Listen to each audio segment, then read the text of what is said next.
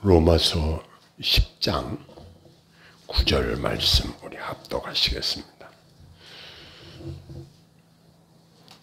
로마서 10장 9절 말씀입니다. 네가 만일 네 입으로 예수를 주로 시인하며 또 하나님께서 그를 죽은 자 가운데서 살리신 것을 네 마음에 믿으면 구원을 받으리라. 아멘. 지난 코로나가 한참 유행일 때 세계적으로 수많은 사람들이 죽었습니다. 숫자를 이루 헤아릴 수 없을 만큼 많은 사람들이 코로나로 인해서 죽었습니다. 제 둘째 아들도 그때 산소 포화도가 점점 떨어진다고 긴급하게 저한테 전화가 와가지고 119로 신고를 하고 병원에서도 받아주는 데가 없으니까 그래서 119에서 저 밑에 평택 쪽에 코로나 전문 병원에 자리가 하나 비었다고 그래서 그쪽으로 후송을 했습니다. 그때 가족들한테는 준비하라고 아주 가망이 없는 것처럼 이야기를 했습니다. 사람이 이렇게 죽는 게 순간 죽는 것이구나 이런 생각을 했습니다. 우리 이 권사님도 그때 격리 수용돼 가지고 전화 연락이 안 되니까 얼마나 마음이 답답한지 며칠 동안 우리 권사님 연락이 안 되잖아요. 그래서 많이 우리 성도님들이 기도했잖아요. 사람이 한 번 나서 한 번 죽는 것은 하나님이 정하신 법이요. 그 후에는 심판이 있으니 그랬는데 사람이 죽는다는 것이 참 사람같이 허망한 게 없더라고요. 그런데 죽음 이후에는 반드시 심판이 있는데 자, 그러한 냉혹한 현실 앞에서 우리들의 최고의 관심사는 어디에 있을까요? 오늘날 교회 강단을 통해서 전달되는 말씀의 대부분은 이 세상에서 성공하고 건강하고 돈 잘 벌고 이러한 것에 초점을 맞추는 경향이 많은 것을 흔히 보게 됩니다. 그러나 사도 바울을 통하여 성령님께서 우리에게 밝히 보여주시는 진리의 말씀의 핵심은 성도들의 구원에 초점을 맞추고 있다는 사실입니다. 로마서 10장에서도 이 구원이라는 단어가 반복하여 사용하는 것을 보게 됩니다. 그만큼 우리의 구원 문제를 비중 있게 다루고 있는 것을 볼 수 있는 것입니다. 말씀 선포자나 든든 성도님들에게 성경은 구원을 가장 중요한 주제로 부각시키며 강조하고 있는 것을 봅니다. 눈에 보이는 이 땅의 어떤 것들에 강한 애착을 가지는 것도 당연하다고 생각이 되겠지만 우리 기독교의 핵심 진리는 구원의 길을 세상에 선포하며 사람들이 구원 얻게 하는 것이 우리의 사명이라고 생각을 합니다. 제가 가장 존경했던 목사님이 이제 천국에 가셨는데 그분은 교회에서 뭘 철저하게 가르쳤냐면 바로 이 구원론을 철저하게 가르치셨습니다. 그때 양육받는 분들 중에는 사역자도 많이 배출이 되었고 그 당시 그 지역에서 그 교회가 가장 힘이 있는 교회로 이제 지역 복음화의 한 자리를 이제 자리매김하고 있었습니다. 그 당시에 은혜 받은 성도들이 주변 사람들로부터 신뢰와 존경을 받았고 그것을 생각하면서 현대 교회 대부분이 이 구원 문제를 너무나 가볍게 여기는 것 같은 생각이 들기도 합니다. 로마 10장에서 사도 바울은 유대인들이 그리스도를 믿기를 원하는 간절한 마음을 말씀하는 것을 보게 됩니다. 1절에 보니까 형제들아 내 마음에 원하는 바와 하나님께 구하는 바는 이스라엘을 위함이니 곧 그들로 구원을 받게 함이라. 이렇게 말씀하고 있습니다. 이렇게 바울은 유대인들을 향한 선한 소원, 무엇이라고요? 그들이 구원받기를 원한다. 이렇게 말씀합니다. 사도 바울이 유대인들이 듣기 힘든 말을 앞서서 했지만 그래도 그는 자기 동족들을 위한 사랑을 가지고 그들의 구원 문제를 놓고 기도하고 있다는 사실입니다. 그는 이 소원을 하나님께 말씀을 드렸습니다. 그러면서 유대인들에게 2절로 3절에 보면 내가 증언하노니 그들이 하나님께 열심히 있으나 올바른 지식을 따르는 것이 아니니라. 하나님의 의는 모르고 자기 의를 세우려고 힘써 하나님의 의에 복종하지 아니하였느니라. 이렇게 말씀하고 있습니다. 사도 바울에게는 믿지 않는 유대인들이 가장 고통스러운 적이었습니다. 그들은 하나님께 열심히 있지만 복음에 대해서 반대하고 있는 점을 지적하고 있습니다. 오히려 사도 바울이 복음 전하려고 가는 곳마다 방해한 세력이 누구냐? 바로 유대인들이 적극적으로 방해를 하고 핍박을 하고 괴롭힌 자들이었습니다. 이처럼 그들은 맹목적인 열심으로 그래도 하나님을 섬긴다고 하는 자들이었습니다. 유대인들의 치명적인 잘못은 그들의 열심이 올바른 지식의 바탕을 둔 열심이 아니었습니다. 하나님께서 그들이 그렇게 열심으로 위하는 율법을 주셨는데 그러나 그들은 정작 하나님의 약속의 말씀에 나타난 메시아가 나타나자 율법의 마침이 되시는 주님을 영접해야 되는데 그들이 그것을 못했다는 사실입니다. 예수님께서는 자신이 분명코 메시아라는 사실에 대해서 여러 가지 이적과 기사들을 통해서 충분히 믿을 만한 증거를 보여주셨습니다. 그럼에도 불구하고 그들은 예수님을 메시아로 인정하지 않았고 따라서 복음을 받아들이지 않았던 것입니다. 3절의 말씀처럼 그들은 하나님의 의를 모르고 자기 의를 세우려고 힘써 하나님의 의를 복종치 아니하였다. 이렇게 말했습니다. 이처럼 불신앙은 하나님의 의에 대한 불순종입니다. 참 신앙에는 순종과 복종이 요구되는 것입니다. 이러한 불신앙의 원인은 하나님의 의에 대한 무지에서부터 나온다는 것입니다. 그들은 우리가 하나님 앞에 나아가기 위해서는 어떤 의를 힘입어야 하는지에 대해서 생각하지 않고 만약 그들이 이것을 알았다면 그들은 마치 자기들이 하나님의 공의를 만족시킬 수 있는 것처럼 자기 의를 주장했는데 이러한 오류를 범하지 아니했을 것입니다. 그리고 그들은 자기들의 의에 대한 자만하는 생각을 가지고 있었다는 것입니다. 뭐라고요? 자기 의를 세우려고라는 말이 있습니다.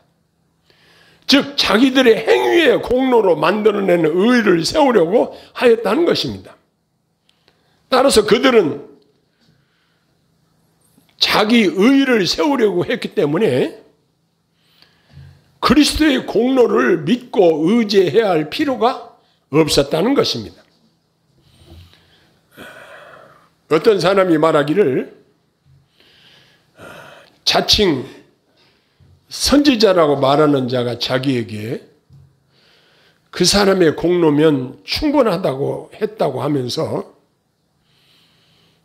제가 찬송가 가사에 나는 공로 없도다 예수의 피밖에 없네 이런 내용의 이야기를 하면 그런 말 하지 말라고 이런 말을 하는 것을 들었습니다. 이렇게 자기 의나 자기 공로를 의지하는 자들은 마지막 심판날에 주님이 반드시 내가 너를 도무지 알지 못한다 이렇게 말씀하신 것이 틀림없습니다. 이런 사람은 아무리 공을 많이 세우고 열심히 한다고 해도 그것 가지고 천국 갈 수 없으니 너무나 불쌍한 사람들이라고 할 수 있을 것입니다. 이렇게 잘못된 생각을 하고 있는 사람들을 향하여 사도 바울은 해답을 제시하고 있는데, 로마서 10장 4절에 보니까 그리스도는 모든 믿는 자에게 의를 이루기 위하여 율법의 마침이 되시니라, 이렇게 말씀하십니다. 율법의 의도는 몽학선생이라고 그러죠. 주님께로 인도하는 하나의 역할을 감당하는 것이에요. 율법의 용도는 의를 이루기 위하여 사람들의 주의를 예수 그리스도에게 돌리는 것입니다. 그리스도는 율법의 완성이시기 때문에 우리 주님으로 말미암아 그것이 종결이 된 것입니다. 우리 주 예수 그리스도께서는 율법이 할 수 없는 일을 친히 해놓으셨기 때문에 율법의 마침이 되셨다고 말씀하십니다. 원래 율법의 목적은 사람들로 하여금 완전한 복종에 이르게 해서 칭의를 얻도록 하는 것이었습니다. 이제 이 율법이 폐하인 것이 아니라 다만 우리가 율법을 이행하지 못한 데 대해서 그리스도께서 죽으심으로 완전한 보상이 주님으로 말미암아 이루어진 것입니다. 이로써 율법의 목적이 이루어졌고, 그러므로 우리는 예수 그리스도를 통해서 칭의, 의롭다 칭함을 얻게 되었습니다. 그리스도는 이렇게 해서 율법의 마침이 되십니다. 그러나 그것은 누구에게 해당되는 이야기일까요? 오직 예수 그리스도를 믿는 자들에게만 해당되는 것입니다.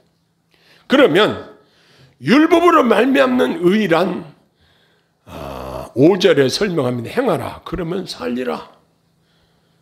그 의는 다만 복종에 의한 의밖에는 아무것도 인정하지 않습니다.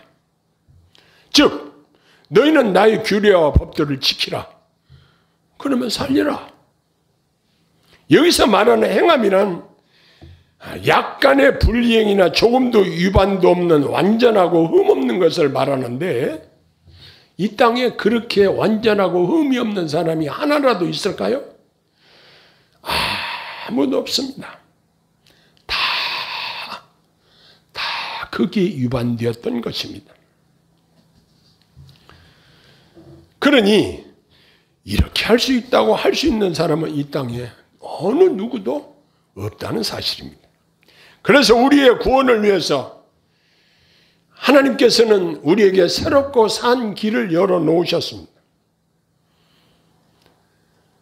그럼에도 불구하고 유대인들이 고집으로 율법적인 방법으로 구원을 얻으려는 데 집착한다는 것은 얼마나 어리석은 것인가를 사도 바울이 지적하고 있는 것입니다. 자, 그러면 여기서 보여주는 믿음으로 말미암아 받는 의롭다 하심에 대해서 말하고 있는데, 사도 바울은 신명기 30장 12절 이하의 말씀을 인용해서 우리가 구원받을 수 있는 비결을 보여주고 있습니다. 먼저 우리는 하나님의 지혜의 비밀이라는 것을 알아보기 위해서 하늘로 올라갈 필요가 없다는 것입니다. 우리는 하늘에 가지 않고도 의롭다 하심을 받고 구원을 받을 수 있다는 사실입니다. 7절에 보면 로마 10장 7절에 보면 혹은 누가 무저갱에 내려가겠느냐 하지 말라. 내려가겠느냐 하면 그리스도를 죽은 자 가운데서 모셔 올리려는 것이라. 이처럼 근거 없는 사람이 할 수 없는 어려운 일들을 바라보면서 당황할 필요가 없다는 것입니다. 왜 그런가요? 구원의 말씀이 내게 가까워 내 입에 있고 내 마음에 있다 그랬습니다. 우리를 위해서 행해져야 할 모든 것이 이미 다 주님을 통해서 이루어져서 우리가 얻을 수 있도록 복된 소식, 즉 복음을 우리에게 제시하고 있는 것입니다. 이 복음은 이미 그리스도의 공로로 말미암아 이루어졌다는 사실입니다. 이 말씀이 우리 안에 있다는 것은 우리가 그 말씀을 생각한다는 것입니다. 우리에게 약속된 말씀 9절에 보면은 네가 만일 네 입으로 예수를 주로 시인하며 또 하나님께서 그를 죽은 자 가운데서 살리신 것을 네 마음에 믿으면 구원을 받으리라 라고 말씀하십니다. 이 복음이 주는 것은 바로 놀라운 구원입니다. 자, 그럼 이 구원을 누가 주실까요? 이 구원을 주시는 분은 예수 그리스도이십니다. 복음이 요구하는 구원의 두 가지 조건은 여기 제시하는 대로 예수님을 주로 시인하는 것입니다. 그리고 주님께 대한 믿음을 공적으로 고백하는 것이고, 이렇게 사람들 앞에 예수 그리스도를 주로 시인하는 것이 매우 중요한 것임을 말씀하고 계시고, 두 번째는 하나님께서 예수님을 죽은 자 가운데서 살리시는 것, 즉 예수님의 부활을 마음에 믿으면 구원을 받으리라 분명히 말씀하십니다. 이렇게 기독교 신앙의 근본인 예수 그리스도의 부활에 대해서 믿음으로 동의를 하라는 것입니다. 먼저는 마음에 믿음이 있어야 입으로 시인할 수 있는 것입니다. 우리가 마음으로 믿는다는 것은 지적으로 동의하는 것 이상으로 의지적인 동의를 포함하고 있습니다. 입으로 시인한다는 것은 기도와 찬양으로 하나님께 고백하는 것을 말하고, 다른 사람들 앞에서 하나님을 시인하는 것을 말하는데, 이로써 구원에 이른다고 하는 것은 하나님의 약속의 조건을 이루는 것입니다. 믿음으로 말미암아 얻는 의롭다 하심은 우리가 구원을 얻을 수 있는 자격의 기초를 놓는 것입니다. 그리고 입으로 시인함으로써 이 기초 위에 우리의 구원을 세우는 것입니다. 우리가 마음으로 믿으며 입으로 시인하는 것은 우리의 헌신을 말하기도 하는 것입니다. 사도 바울은 이사야 28장 16절을 인용해서 11절에 보니까 로마서 10장 11절에 누구든지 저를 믿는 자는 부끄러움을 당하지 아니하리라 라고 하십니다. 우리 성도들은 예수 믿는 것을 부끄러워하지 않는 것입니다. 옛날에는 예수 믿는 사람들이 얼마 되지 않아가지고 교회 간다는 것을 부끄럽게 생각해서 성경책을 옷 속에 숨겨갖고 다니는 사람도 있고, 조그마한 성경책을 주머니에다 넣어가지고 다니는 사람도 있었습니다. 그러나 이제는 교회 다니는 것이 부끄럽게 여겨지지 않습니다. 왜냐하면 많은 사람들이 교회에 나오니까요. 그런데 예수님을 믿고 그분을 주로 시인하면 구원을 얻는다고 그랬는데, 예수님의 부활하심, 예수님의 나 때문에 십자가 지시고 또 죽은 지 3일 만에 부활하셨다는 이 사실, 복음의 핵심적인 이 사실을 믿는다는 것이 우리에게 어떤 행동을 요구하는 것이 아닙니다. 이것은 전적으로 믿음으로 말미암는 구원을 우리에게 제시하고 있는 것인데, 이것이 너무나도 쉽게 여겨져서 어떻게 그렇게 구원을 얻을 수 있느냐고 사람들이 반문할 수도 있습니다. 그러나 우리 어떤 노력으로, 공로로, 내 행위로 말미암아 구원을 얻는다고 하면 우리 구원 얻을 사람은 아무도 없을 것입니다. 마음으로 믿는 자는 자동으로 입으로 시인하게 될 것입니다. 우리가 이러한 구원의 확신을 가지고 사는 성도들은 참으로 복된 성도들인 것입니다. 히브리서 2장 3절에 있는 말씀을 이 말씀과 비교해서 마음속에 깊이 생각해 볼 필요가 있습니다. 우리가 이같이 큰 구원을 등한히 여기면 어찌 그 보응을 피하리요? 이 구원은 처음에 주로 말씀하신 바요 들은 자들이 우리에게 확증한 바니 그랬습니다. 우리가 구원을 등한히 여긴다? 이 등한히 여긴다는 표현은 우리가 잘 쓰는 단어는 아니죠. 구원, 그거 별거 아닌 것으로 여기는, 하찮게 여기는,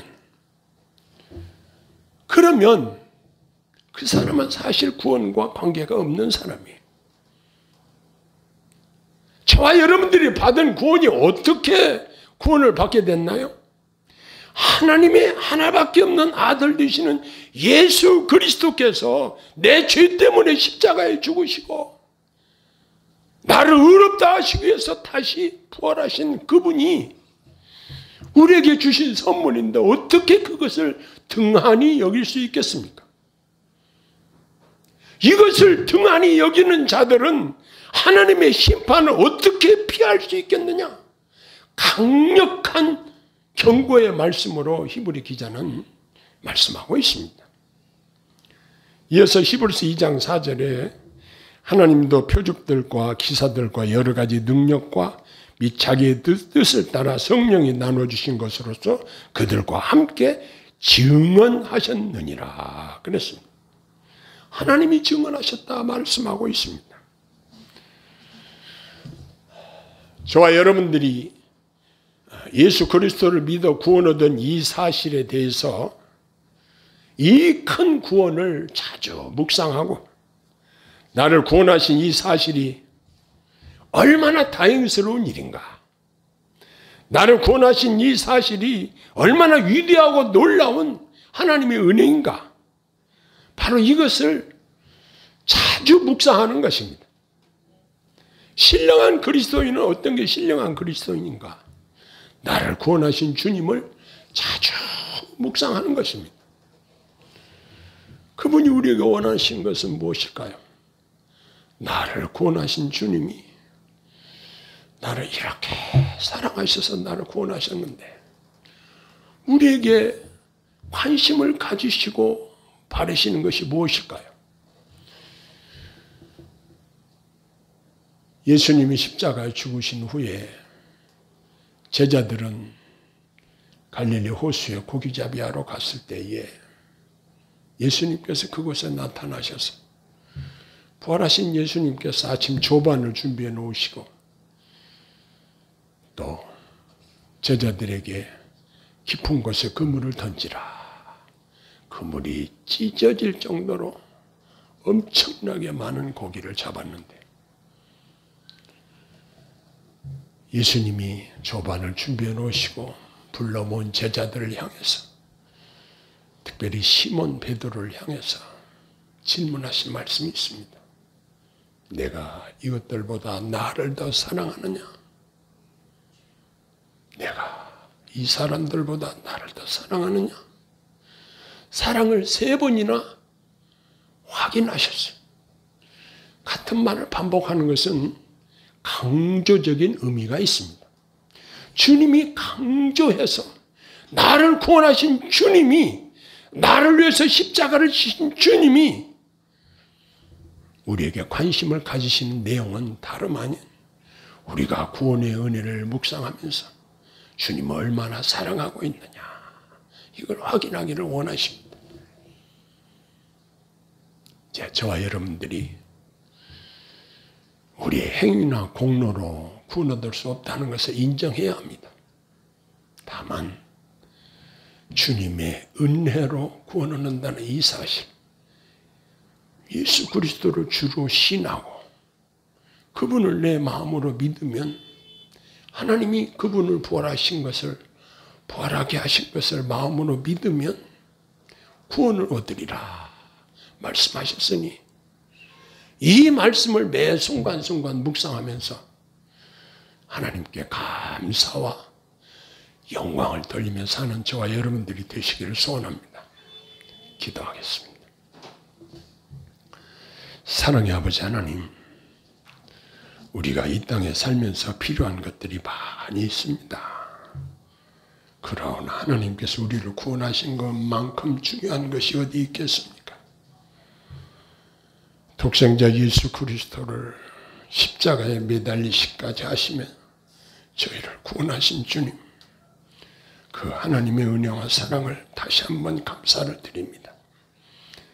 우리 마음속에 이 사실을 깊이 새기고 매 순간순간마다 이것을 떠올려 생각하며 하나님께 찬양과 감사와 영광을 돌리며 살기를 강력히 소원합니다.